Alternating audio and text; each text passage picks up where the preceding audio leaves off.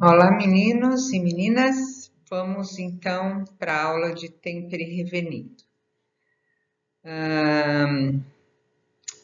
Algumas coisas elas vão estar meio repetidas. Vocês já tiveram algumas informações, elas são só para relembrar, né?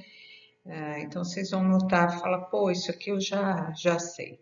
É que é legal às vezes relembrar alguma coisa para dar uma sequência melhor. Combinado? Bom, então tá bom. Quando a gente tempera, a gente tem a presença da martensita. Nesse caso que eu estou vendo, é uma martensita, essa parte mais escurecida, é uma martensita de alto carbono, né? Uma martensita do tipo plate. E essa parte esbranquiçada é a parte que fica com austenita retida, né? A gente já comentou isso com vocês em outros slides. Bom, isso também a gente já comentou que esse é um gráfico de dureza por teor de carbono, mostrando dois tratamentos térmicos diferentes. Então, o normalizado, que está escrito em vermelho, e no normalizado eu tenho a formação de perlita fina, principalmente, né? Se for hipoeutetoide, mais perrita, se for hipereutetoide, só semente, é só perlita fina mesmo, né? A gente viu isso logo no início do curso. E esse quented em azul é temperado, que é a martensita quando eu tenho a microestrutura martensítica, isso para mostrar a diferença nos valores de dureza Brinell. Então, a estrutura martensítica, então a estrutura temperada, ela tem uma dureza muito maior do que a microestrutura obtida pela normalização. E como em todos os processos de tratamento térmico, aumentando a quantidade de carbono, eu vou tendo estruturas mais endurecidas, independente do tipo de tratamento térmico que eu faça. Certo? Então, vamos lá. Então, esse que eu mostrei para vocês, né? Na têmpera eu tenho martensita, na normalizada eu tenho ferrita e perlita, ou só perlita fina, e é uma microestrutura de menor dureza. Muito bem.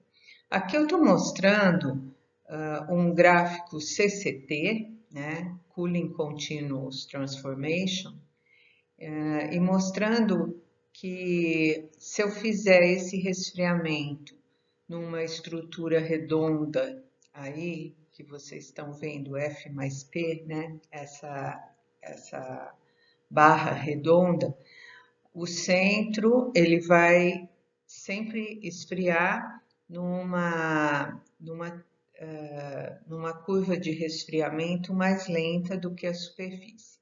Mas nesse caso, ambos, centro e superfície, foram resfriados numa velocidade lenta, então ambos vão ter a presença de ferrita mais perlita.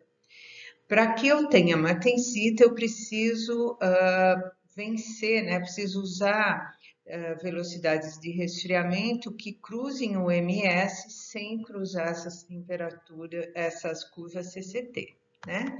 Que é o caso aqui desse resfriamento, onde a superfície resfriou rápido o suficiente para formar só martensita. E o núcleo, naturalmente, como resfria mais lentamente, junto com a martensita apareceu também a presença de bainita. Né? Se eu tiver pelo menos 50% de martensita no núcleo, eu vou dizer que essa peça foi completamente temperada.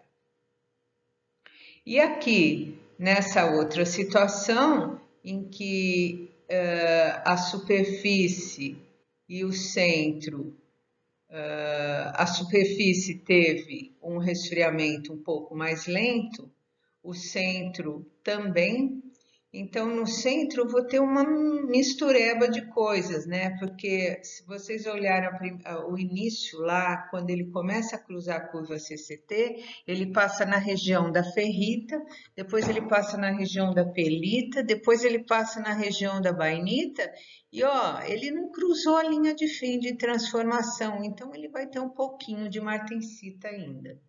E essa outra curva da superfície, ela só passa nos campos de bainita e depois de martensita. Então vejam que dependendo do meio de resfriamento ou do tamanho, da dimensão, né, da seção transversal, eu posso ter uma mistura de microestruturas, certo? Bom, aqui só mostrando para vocês outra vez, né, a martensita do tipo plate e a martensita do tipo latte, que é a que está embaixo, certo? Que é uma martensita mais bem comportada. Essa do tipo plate, eu estou colocando aqui outra vez, e a gente observa essa região branca, que é quando a austenita retida está presente. Então, olha, se eu for fazer um esquema dessa situação, eu mostro a martensita em amarelo e o fundo em branco, que é a austenita, né? Quer dizer, eu tinha austenita quando eu aqueci, a hora que eu comecei a resfriar, começou a formar a martensita. E ela não se formou completamente, ela não completou todo o grão austenítico, então eu vou ter austenita retida na microestrutura. E quanto maior a quantidade de carbono, maior a quantidade de austenita retida que eu vou ter. Porque as temperaturas MI e MF, como eu estou mostrando aqui nesse gráfico da esquerda aqui, temperatura por porcentagem de carbono, essas temperaturas elas caem. MI ou MS é a temperatura de início de formação de martensita. E o MF é a temperatura de fim de transformação martensítica. Então, à medida que o teor de carbono aumenta, a temperatura MF cai muito de tal maneira que na temperatura ambiente eu ainda posso não ter conseguido atingir a temperatura MF, e por isso eu vou ter como microestrutura final martensita mais austenita retida. Então, olha a situação que eu mostrei para vocês, né? Mostrando que muitas vezes eu fico só na temperatura ambiente, eu fico só com 90% de martensita, eu não chego a ter 100%. Então, aqui, mais uma vez, mostrando com ataques diferentes. Aqui ela está em azul, a martensita, em branco, a austenita retida, essa do lado direito. E aqui à esquerda eu tenho um aço sementado, que embora ele seja de baixo carbono, eu introduzi superficialmente uma grande quantidade de carbono. Então, a camada superficial ficou com mais do que 0,2, ela fica com 0,8% de carbono. E quando eu tempero essa peça sementada, ela vai trazer a presença da austenita retida, que é essa parte branca que a gente observa aí. E nesse gráfico de cima, ele está falando outra vez da temperatura MS caindo com a porcentagem de carbono, né? E tem uma curva que começa com 100% e vai caindo, que é a porcentagem de martensita latte, que para baixo carbono ela é alta, mas à medida que aumenta o teor de carbono, ela vai diminuindo, né? E o volume de austenita retida vai crescendo. Então, na verdade, esses gráficos eles estão falando todos a mesma coisa, certo? Que com o aumento do teor de carbono, por causa da queda das temperaturas MS e MF, eu vou tendo um aumento da porcentagem de austenita retida. Uma coisa interessante também é que a taxa de resfriamento, a velocidade de resfriamento, ela também influencia na quantidade de austenita retida no final. As taxas de resfriamento mais lentas, elas resultam numa maior quantidade de austenita retida. Isso porque dá tempo do carbono sair da martensita, ir para a austenita, enfim. Mas existe uma certa proporção aí de... Existe uma certa influência da taxa de resfriamento na quantidade de austenita retida. A temperatura de austenitização também interfere na quantidade de austenita retida. Então, se eu tiver aumento na temperatura de austenitização, eu vou ter aumento na quantidade de austenita retida. Então, são parâmetros que influenciam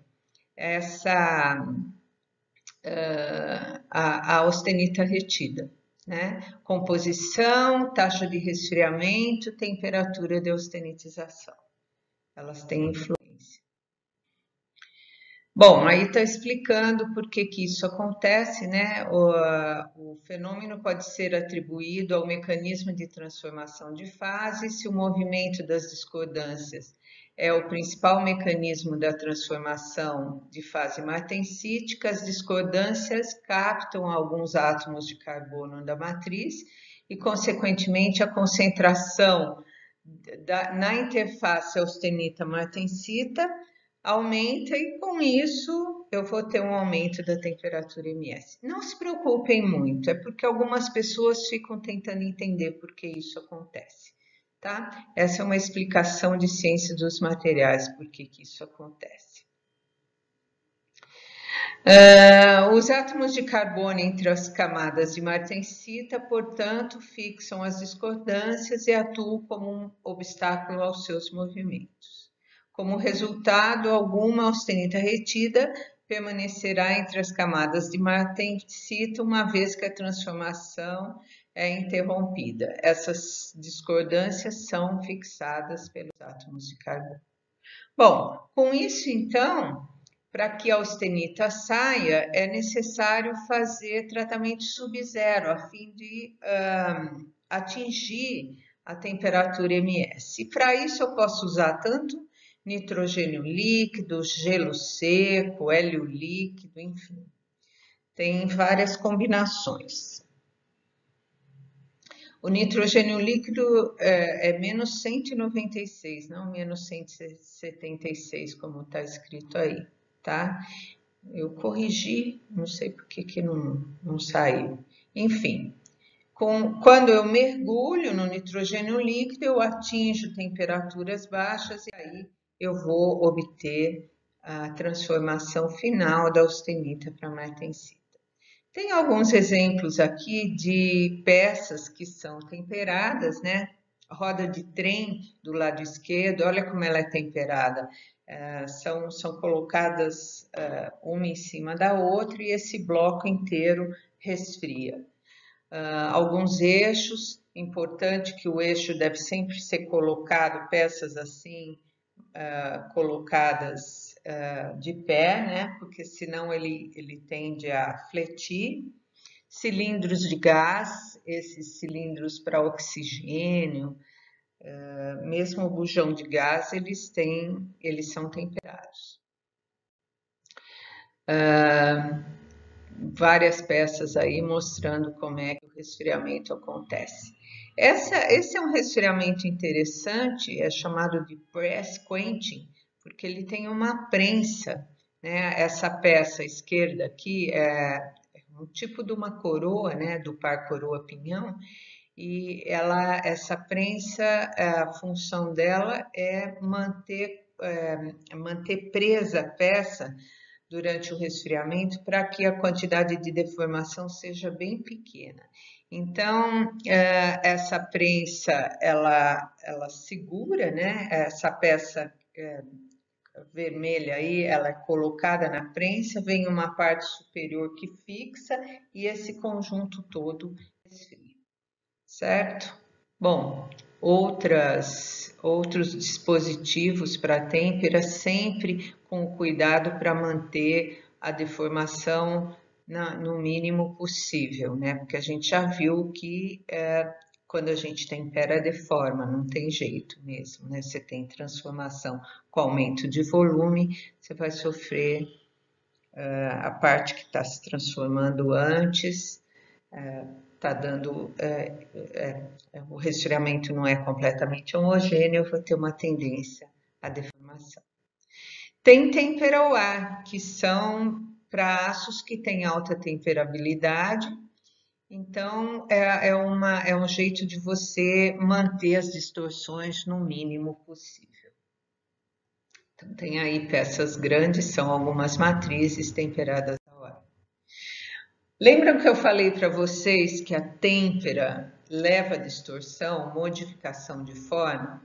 Olha, aqui à esquerda eu tenho uma initial shape. Então, a peça tinha essa forma inicial de diâmetro de 3,5 milímetros e esse comprimento, que não sei qual é aí, mas o que aconteceu? Ela foi sendo submetida a têmperas na sequência, temperava, aquecia, temperava, aquecia, temperava. Então, after 200 têmperas, olha como ela já ficou abauladinha. E depois de 800 têmperas, ficou uma esfera, né?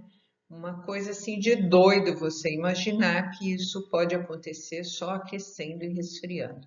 Isso é para mostrar que realmente você tem distorções sérias durante o processo de têmpera, tá? Isso é um experimento que foi feito no início, ó, 1918, né? No início do século passado, mostrando que o processo leva a distorções.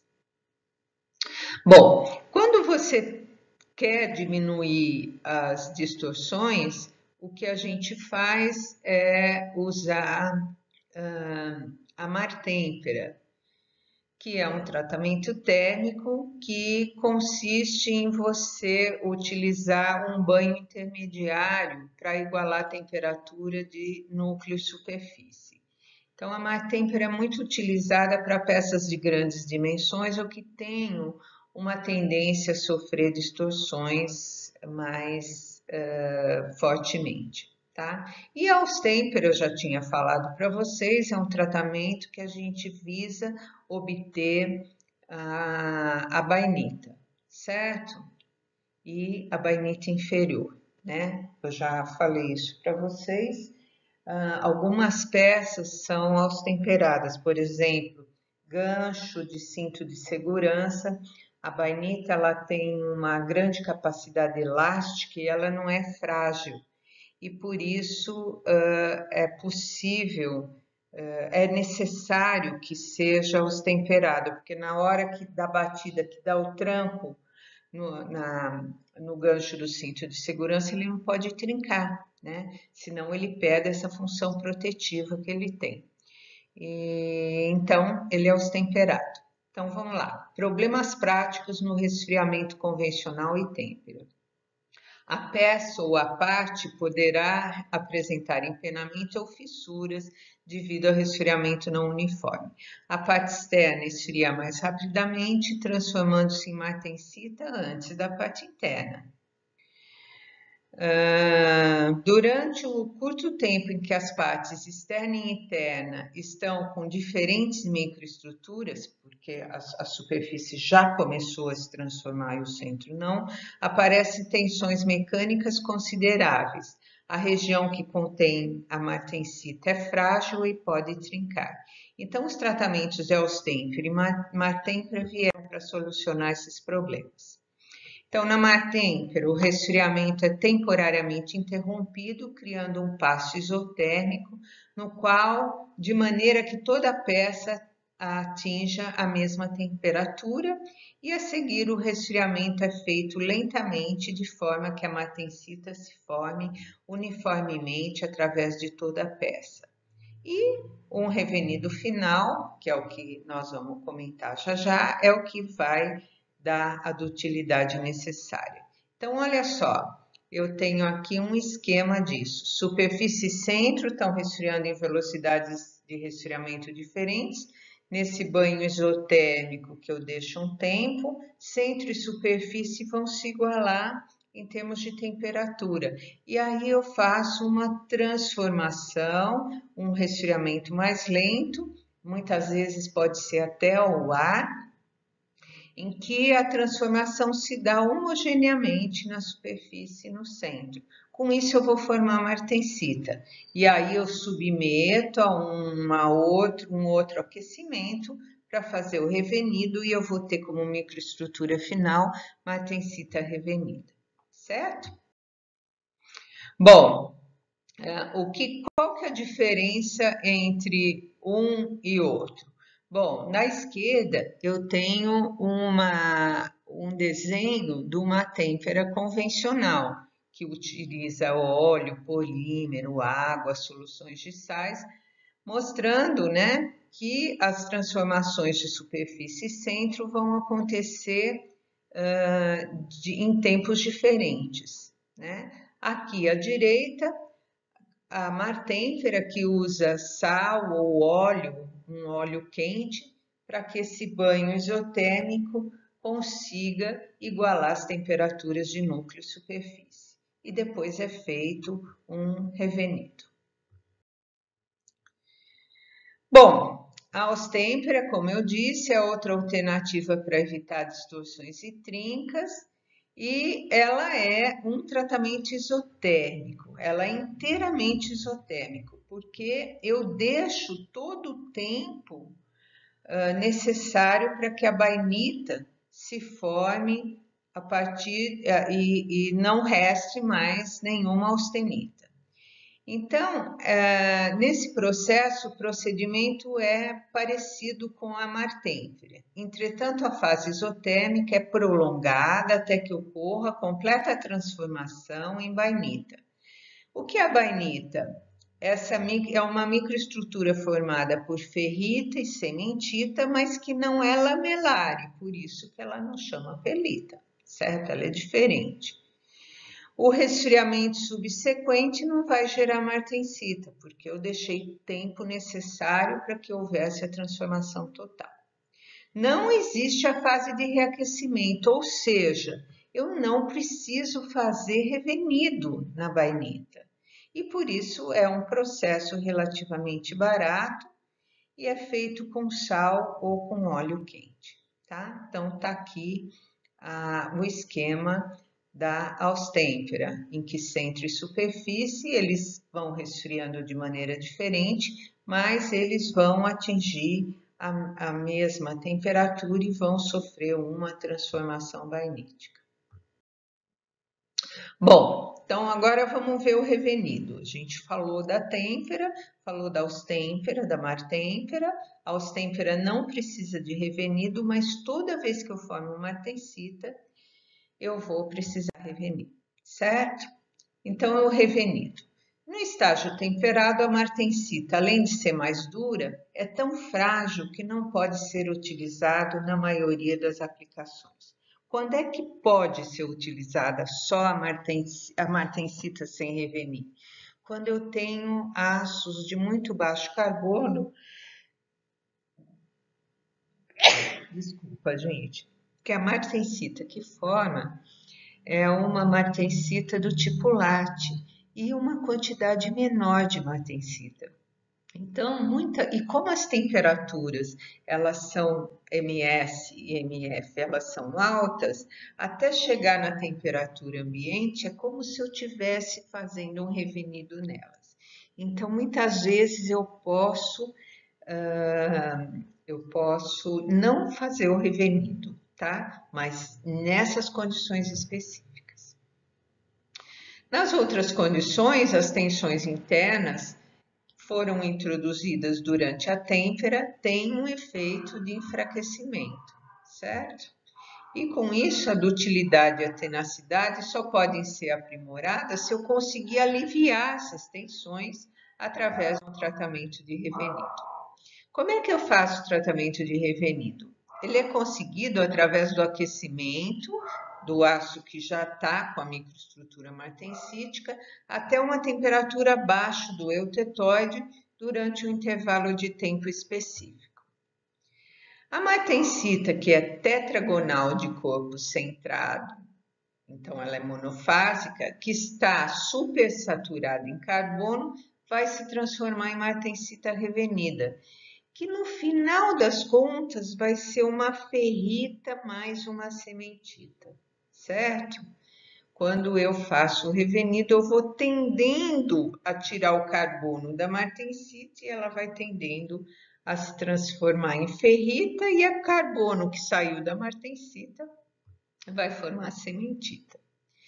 Então, a microestrutura de martensita revenida, ela vai consistir de partículas de sementita extremamente pequenas, uniformemente distribuídas. E isso vai depender da temperatura que eu fizer esse revenido, certo? Então, olha, esse gráfico aqui eu já mostrei para vocês. Então, eu tenho dureza Brinell por composição em termos de carbono. Eu tenho perlita fina, que foi normalizado, martensita, o aço que foi temperado, e aqui no meio eu vou ter um tempered martensite, que eu já falei para vocês, que não é martensita temperada, mas é martensita revenida. E ela foi revenida nessa temperatura de 371 graus Celsius, e por isso que ela tem essa faixa de dureza. Se ela for temperada a temperatura menor, ela vai ter dureza mais altas, e se ela for temperada em temperaturas maiores, ela vai ter uma tendência a ter durezas menores para aços carbono comuns e de baixa rica, certo? Bom, propriedades mecânicas, elas são dependentes do tempo e da temperatura de revenido. Como a difusão do carbono está ligada à formação da martensita revenida, o aumento da temperatura irá acelerar o processo de difusão, a taxa de crescimento das partículas de sementita e assim a taxa de amolecimento. Nós vamos ver isso com um pouco mais de detalhe. Então, esse gráfico aqui, ele está mostrando dureza Brinell por temperatura de revenido para várias grandezas, não só dureza. Ele vai falar do limite de resistência, limite de escoamento, que são aquelas grandezas que eu obtenho no ensaio de tração, certo? A estricção, que é a redução da área, né, durante o ensaio, a dureza, o alongamento e a resistência ao choque, que é uma medida do ensaio Charpy, certo? Então, vamos ver.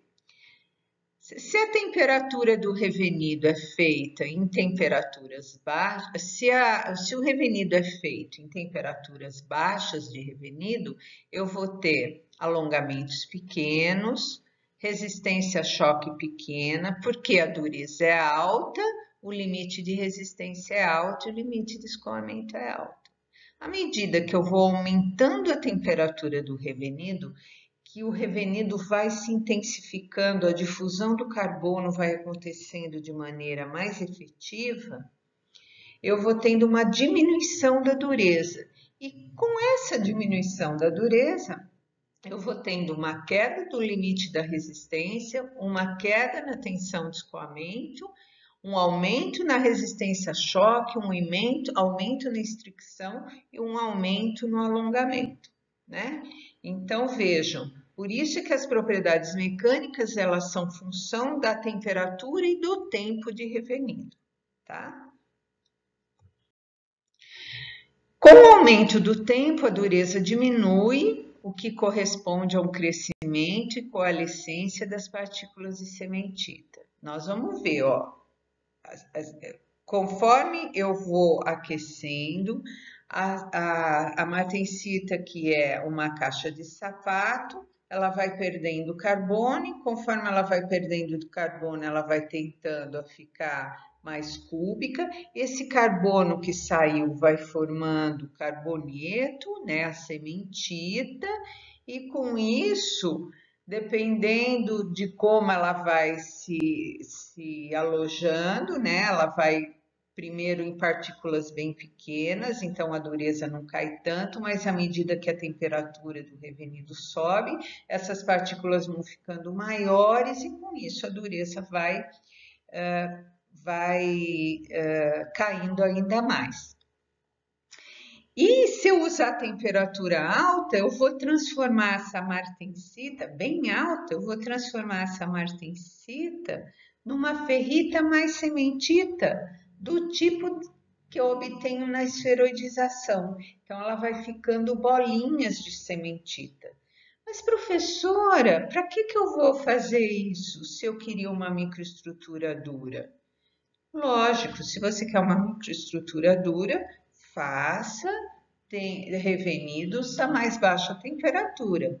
O que acontece se você aumentar a temperatura é que ela vai tender a se esferoidizar, como se eu tivesse feito um tratamento de um recozimento de esferoidização. Isso é uma coisa que vai tender a acontecer, porque essa ferrita com glóbulos de cementita é a estrutura mais estável do aço. Então, se eu oferecer energia, a microestrutura vai tendendo a ficar desse jeito. Mas eu não quero, porque eu quero um revenido que só alivie um pouco as tensões. Então vou usar uma temperatura mais baixa. Então, é isso que está escrito aqui, ó. O coalescimento é idêntico ao tratamento de esferoidização. Por isso, em tratamentos a temperatura que se aproximam do eutetoide, quanto que é o eutetoide? 723. Se eu fizer um revenido muito alto, após várias horas, a estrutura será composta de cementita globulizada numa matriz ferrítica, certo? Bom, então, o revenido ele passa por diferentes etapas, né? A martensita ela é uma microestrutura metaestável, quer dizer, ela é estável sob algumas condições. E o aquecimento facilita a busca por esse equilíbrio. A metaestabilidade da martensita é caracterizada pela permanência de átomos de carbono nos interstícios que se encontravam a austenita.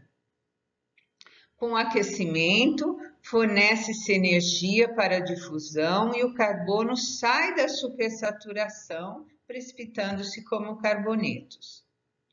As reações que ocorrem no revenido acontecem em sequência e à medida que se aumenta o tempo,